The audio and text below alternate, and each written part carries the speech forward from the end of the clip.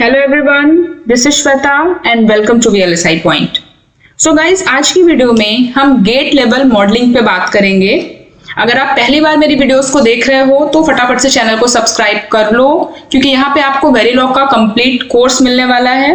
मैंने वेरिलॉग के लिए 2 डिफरेंट प्लेलिस्ट बना रखी है और आप अपनी चॉइस के अकॉर्डिंग कोई भी प्लेलिस्ट एक्सेस कर सकते हो। वीडियोस हिंदी एंड इंग्लिश दोनों में ही अवेलेबल हैं, तो ज्यादा से ज्यादा शेयर करो एंड वीडियोस को लाइक करो। तो बिना किसी डिले के हम आज का टॉपिक स्टार्ट करते हैं।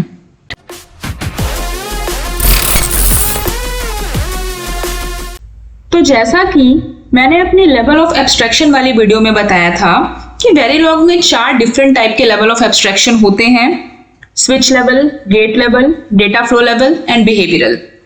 इसमें जो स्विच लेवल होता है एक्चुअली वो लोएस्ट लेवल होता है, बट वो काफी ज्यादा कॉम्प्लेक्स होता है अगर हम इसके डिजाइनिंग पार्ट की बात करें। तो इसलिए यहाँ पर जो गेट लेवल है इसे लोवेस्ट लेवल ऑफ एब्स्ट्रैक्शन माना जाता है और जनरली इसका यूज किया जाता है। किसी भी लॉजिक सर्किट को लॉजिक गेट्स का यूज करके डिजाइन किया जा सकता है। वेरिलॉग में कुछ predefined inbuilt gate primitives होते हैं जिनका यूज करके हम अपनी सर्किट को डिजाइन कर सकते हैं।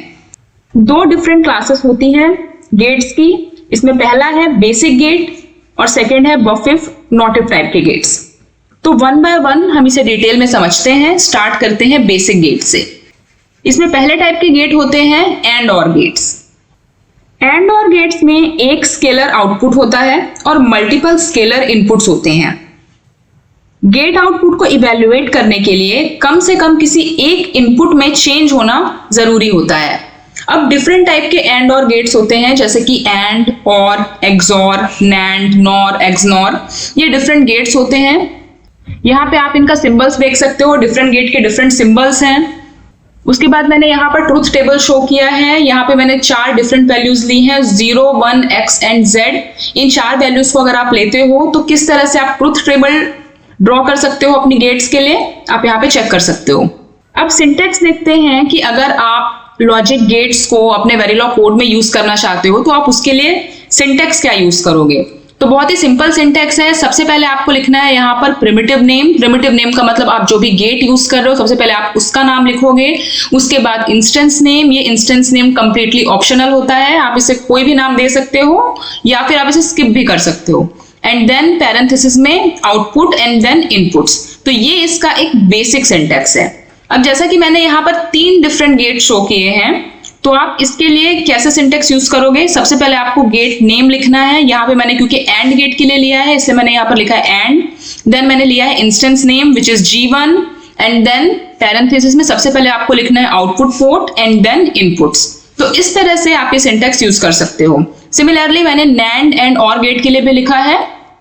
अब हम देखते हैं इसका एग्जाम्पल। इस सर्किट में आप देख सकते हो 2 गेट मैंने लिए हैं, एक है एंड गेट और दूसरा है एक्सॉर गेट। एंड गेट के लिए आउटपुट है O1 और इनपुट है I1 I2। वैसे ही एक्सॉर गेट के लिए आउटपुट है O2 और इनपुट है I3 एंड I4। अब अगर आप इसके लिए वेरिलॉग कोड लिखना चाहते हो तो आप कैसे लिख सकते हो। स्टार्ट करेंगे मॉड्यूल, देन मॉड्यूल नेम, यहाँ पर आप कोई भी नाम दे सकते हो।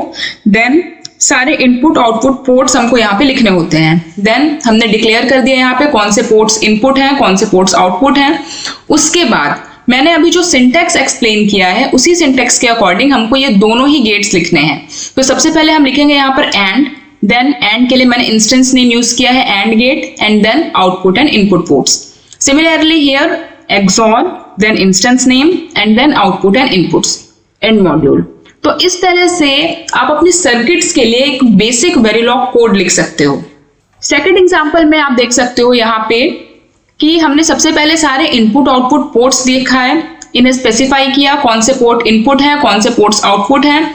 इसके बाद क्योंकि यहाँ पे आप 4 डिफरेंट टाइप के गेट देख रहे हो, अब 4 इसलिए क्योंकि यहाँ पे एंड प्लस नॉट तो ये कंप्लीटली कहलाता है नैंड गेट, और प्लस नॉट तो ये कंप्लीटली कहलाएगा नॉर गेट। उसी तरह से एक्सॉर प्लस नॉट तो ये कहलाएगा एक्सनॉर गेट। तो यहाँ पे मैंने इसलिए लिखा है और एंड देन। अब यहाँ पे देखो मैंने बोला था कि इंस्टेंस नेम कंप्लीटली ऑप्शनल होता है, आप चाहो तो इसे रख सकते हो, चाहो तो इसे स्किप कर सकते हो। तो अगर आप बिना इंस्टेंस नेम के ये सिंटेक्स लिखना चाहते हो तो ये कुछ इस तरह से होगा। सबसे पहले आप गेट नेम लिखोगे and then in parenthesis output and input ports. Similarly यहाँ पे बाकी गेट्स के लिए मैंने लिखा है NAND, NOR, XNOR। आप इस तरह से इसे लिख सकते हो without given the instance name. I hope आपको एक एग्जांपल क्लियर हुआ होगा। अब हम बेसिक गेट में सेकंड कैटेगरी देखेंगे जो कि है बफ नॉट टाइप के गेट्स। बफ नॉट टाइप के गेट्स में एक स्केलर इनपुट होता है और वन या मोर स्केलर आउटपुट्स होते हैं। इस वीडियो में हम डिस्कस करेंगे ऐसे गेट्स जिनमें एक इनपुट और एक आउटपुट है। अब जैसा कि आप यहाँ पे देख सकते हो, बफर के लिए हम ये सिंबल यूज करते हैं और नॉट गेट के लिए हम ये सिंबल यूज करते हैं। दोनों में सिर्फ एक बबल का डिफरेंस होता है, single input and single output.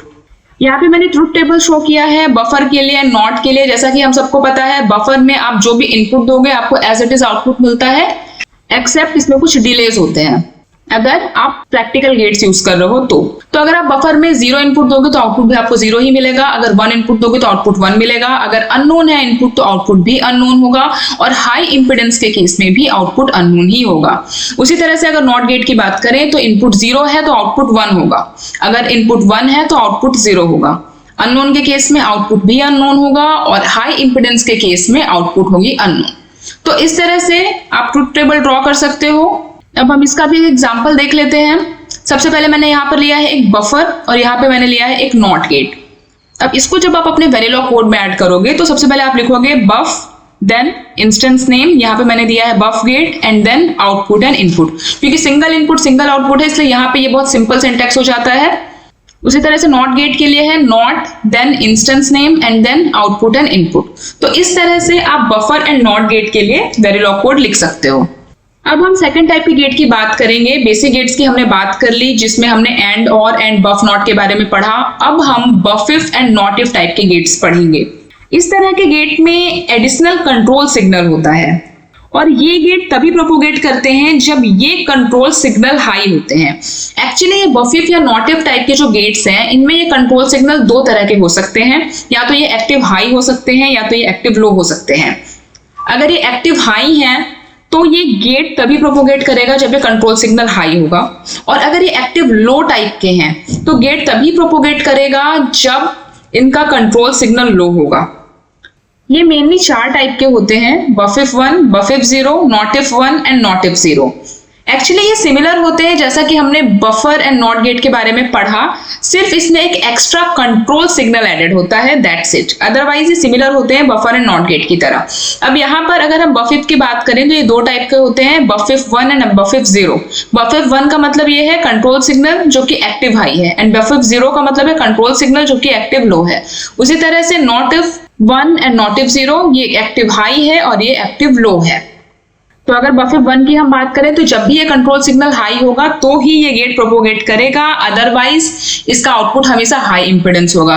Similarly अगर हम एक्टिव लो की बात करें तो जब भी ये कंट्रोल सिग्नल एक्टिव लो होगा तभी ये गेट प्रोपोगेट करेगा और हमें आउटपुट में कोई वैल्यू मिलेगी, अदरवाइज ये आउटपुट हमेशा ही हाई इंपिडेंस स्टेट में होगा। यहाँ पे मैंने ट्रुथ टेबल शो किया है buf if and not if type के गेट्स के लिए। यहाँ पे मैंने बफ इफ 1 लिया है और ये बफ इफ 0 के लिए है। उसी तरह से नॉट इफ 1 एंड ये नॉट इफ 0 के लिए है। तो आप 4 different values 0, 1, x and z के लिए ट्रुथ टेबल चेक कर सकते हो। अब हम इसके लिए भी एग्जाम्पल देख लेते हैं। यहाँ इस सर्किट में आप देख सकते हो ये एक नॉट इफ गेट को रिप्रेजेंट कर रहा है, वैसे ही ये एक बफ इफ गेट को रिप्रेजेंट कर रहा है। अगेन ये एक बफ इफ है बट ये एक्टिव लो है, वैसे ही ये नॉट इफ है बट ये एक्टिव लो है। तो ये है नॉट इफ 0, ये है बफ इफ 0, ये है बफ इफ 1 और ये है नॉट इफ 1। अब अगर हम इसे वेरिलॉग कोड में ऐड करना चाहे तो हम कैसे ऐड कर सकते हैं? सबसे पहले आप लिखोगे बफ इफ 1 एंड देन आप जो भी इंस्टेंस नेम देना चाहते हो और उसके बाद output, input and control. Similarly not if 1 के लिए भी सबसे पहले हमने लिखा not if 1 then this instance name and then output, input and control signal. Similarly यहाँ पे buf if 0 and not if 0 के लिए है। तो इस तरह से आप वेरिलॉग कोड लिख सकते हो। अब हम बात करते हैं गेट डिलेस के बारे में। तो अभी तक हमने जितने भी सर्किट्स के बारे में पढ़ा उन सब में ही गेट डिले हमेशा 0 होता था। ये एक आइडियल गेट की कंडीशन होती है, बट प्रैक्टिकली जब भी हम लॉजिक गेट्स यूज करते हैं तो उनमें कोई ना कोई डिले जरूर होता है और इस डिले को हम रिप्रेजेंट करते हैं अपने कोड में। तो जब भी क्वेश्चन में अगर गेट डिले की वैल्यू गिवन है तो आप इसे मेंशन करोगे अपने कोड में, अगर गिवन नहीं है तो बाय डिफॉल्ट हम इसे आइडियल गेट मान लेते हैं। तो गेट डिले बेसिकली 3 टाइप के होते हैं, rise delay, fall delay and turn off delay. तो वन बाय वन इसे समझते हैं। राइज डिले, राइज डिले का मतलब ये होता है कि जब भी वैल्यू 0, x या z से चेंज होकर 1 होती है, यानी कि जब भी वैल्यू में ट्रांजिशन होता है और ये 0, x या z से चेंज होकर 1 होती है, तो जो टाइम लगता है इस ट्रांजिशन में, इसको हम बोलते हैं राइज टाइम, और ये जो डिले होता है इस डिले को हम बोलते हैं राइज डिले। उसी तरह से अगर फॉल डिले की बात करें तो जब भी गेट आउटपुट लॉजिक 0 में कन्वर्ट होता है, ये 1, x या z वैल्यू से 0 वैल्यू में कन्वर्ट होता है, तो इस ट्रांजिशन टाइम को ही हम बोलते हैं फॉल डिले। ओके, अब लास्ट डिले होता है हमारे पास turn off delay. Turn off delay का मतलब ये होता है कि जब भी गेट आउटपुट का ट्रांजिशन होता है हाई इंपेडेंस में from any other logic value, मतलब किसी भी लॉजिक वैल्यू से अगर इसका ट्रांजिशन हाई इंपेडेंस में हो रहा है तो इसे हम टर्न ऑफ डिले कहते हैं। वन मोर थिंग गाइस, अगर गेट आउटपुट का ट्रांजिशन होता है डोंट केयर वैल्यू में, तो इन तीनों ही डिलेज में से जो मिनिमम डिले होता है हम उसे कंसीडर करते हैं। अब बेसिकली तो अगर आपके क्वेश्चन में सिर्फ एक डिले वैल्यू स्पेसिफाइड है तो हम इस डिले को यूज करते हैं ट्रांजिशंस के लिए। अगर 2 डिले वैल्यू स्पेसिफाइड है तो आप इसे as a rise delay and fall delay आपको इसे स्पेसिफाई करना पड़ेगा अपने वेरिलॉग कोड में। और अगर क्वेश्चन में rise, fall and turn off इन तीनों ही डिलेस की अलग अलग वैल्यूज गिवन है तो आप इसे अपने कोड में इसी के अकॉर्डिंग यूज करोगे, यानी कि आपको इन तीनों ही डिलेस की वैल्यू को शो करना होगा अपने वेरिलॉग कोड में। अब हम यहाँ पे भी इसे एक एग्जाम्पल की हेल्प से समझ लेते हैं। सबसे पहले हम देखते हैं इसका सिंटेक्स। अभी सिंटेक्स में आप देख सकते हो, सबसे पहले आप लिखोगे अपना gate name and then hash और जो भी टाइम डिले गिवन है क्वेश्चन में उस टाइम डिले हम लिखेंगे। इसके बाद लिखेंगे instance name and then output and inputs. अब अगर एक सिंगल टाइम डिले की जगह पे rise delay and fall delay अलग अलग गिवन है तो आप लिखोगे gate name hash rise delay comma fall delay, जो भी इनकी वैल्यू दी हुई है वो लिखोगे आप यहाँ पे। उसके बाद instance name and then output and inputs. Similarly अगर राइज फॉल के साथ साथ टर्न ऑफ डिले भी गिवन है तो आप कुछ इस तरह से लिखोगे gate name hash rise value comma fall value comma turn off values. तो इस तरह से आपको ये तीनों ही वैल्यूज यहाँ पे स्पेसिफाई करनी होंगी and then instance name and then output and inputs. तो ये तो बात हो गई सिंटेक्स की। अब हम इसे समझते हैं एग्जाम्पल की हेल्प से। इस सर्किट में आप देख सकते हो इस एंड गेट के लिए डिले है 5 टाइम यूनिट और इस और गेट के लिए डिले है 4 टाइम यूनिट्स। जब इसके लिए आप वेरिलॉग कोड लिखोगे तो कुछ इस तरह से सिंटेक्स होगा, एंड उसके बाद ये जो भी डिले वैल्यू है आप वो लिखोगे, उसके बाद instance name and then output and input ports. Similarly और गेट के लिए भी सबसे पहले आप लिखोगे और उसके बाद आप लिखोगे टाइम डिले, उसके बाद instance name and then output and inputs. तो इस तरह से आप डिलेस के साथ लॉजिक गेट को यूज कर सकते हो अपने वेरिलॉग कोड में। अब गाइस मैंने कुछ एग्जांपल्स यहाँ पे लिए हैं जिससे कि आपने आज की इस वीडियो में जो भी पढ़ा है वो सारी चीजें रिवाइज हो जाएंगी। तो इस एग्जांपल में मैंने हाफ सबट्रैक्टर का सर्किट लिया है। जैसा कि हम सब जानते हैं हाफ सबट्रैक्टर में हमारे पास 2 इनपुट्स होते हैं A एंड B और हमारे पास 2 आउटपुट्स होते हैं बोरो एंड डिफरेंस। डिफरेंस का एक्सप्रेशन होता है A XOR B एंड बोरो का एक्सप्रेशन होता है A बार B। ओके, तो अगर आप हाफ सबट्रैक्टर सर्किट के लिए वेरिलॉग कोड लिखना चाहते हो तो आप किस तरह से लिख सकते हो? सबसे पहले मॉड्यूल देन हाफ सब, उसके बाद हम लिखेंगे आउटपुट एंड इनपुट पोर्ट्स। उसके बाद मैंने यहाँ पे डिक्लेरेशन कर दिया ये इनपुट पोर्ट्स हैं, ये आउटपुट पोर्ट्स हैं, और यहाँ पे हमने एक वायर टाइप लिया है W1। अब बात करते हैं कि W1 हमने क्यों लिया। एक्चुअली आप ये जो बबल देख रहे हो ये बेसिकली एक नॉट गेट को रिप्रेजेंट कर रहा है, क्योंकि बोरो का एक्सप्रेशन होता है A बार B और A से A बार के लिए हमको यहाँ पे एक नॉट गेट लेना पड़ेगा जो कि इस A को A बार में कन्वर्ट करेगा। तो अब यहाँ पे गेट्स को देखते हैं। सबसे पहले आप लोगे XOR X1, उसके बाद इसका आउटपुट है डिफरेंस और इनपुट है AB। एक नॉट गेट हमने लिया N1 जिसके लिए आउटपुट था W1 और इनपुट था A, तो इसी W1 को यहाँ पे मैंने एज अ वायर डिफाइन किया है। और लास्ट में हम लेंगे AND A1, इसका आउटपुट है बोरो और इनपुट है W1 and B and module. तो इस तरह से आप हाफ सबट्रैक्टर सर्किट के लिए वेरिलॉग कोड लिख सकते हो।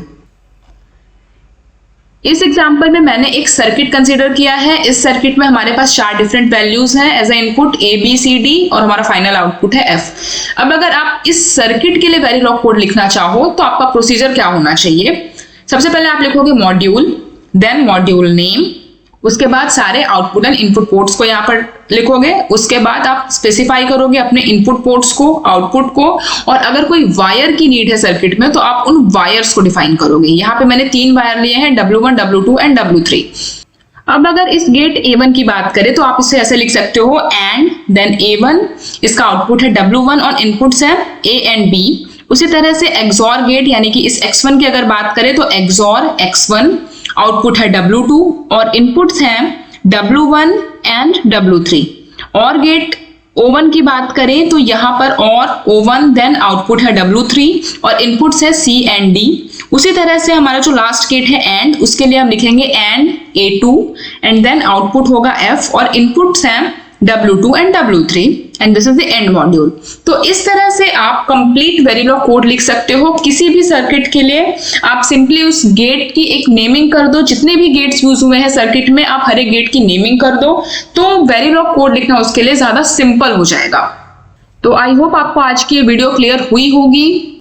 Thanks for watching guys. अगर आपका कोई भी डाउट है तो मुझे कमेंट सेक्शन में बताओ, हम डिस्कशन करेंगे उस डाउट पे। अगर आपके कोई सजेशन है, कोई फीडबैक है तो मुझे आप वो भी जरूर बताया करो। ज्यादा से ज्यादा वीडियो को शेयर करो, चैनल को सब्सक्राइब करो और मुझे कमेंट सेक्शन में जरूर बताना कि आपको नेक्स्ट सब्जेक्ट कौन सा पढ़ना है। वेरिलॉग के साथ आप और कौन सा सब्जेक्ट पढ़ना चाहते हो, जिसके लिए आप चाहते हो कि मैं वीडियोस बनाऊं, आप मुझे कमेंट सेक्शन में जरूर बताओ। मैं पूरी कोशिश करूंगी उस पर वीडियो बनाने के लिए। तो चलिए मिलते हैं अगली वीडियो में, जिसमें हम बात करेंगे डेटा फ्लो मॉडलिंग के बारे में। Till then, good bye, take care.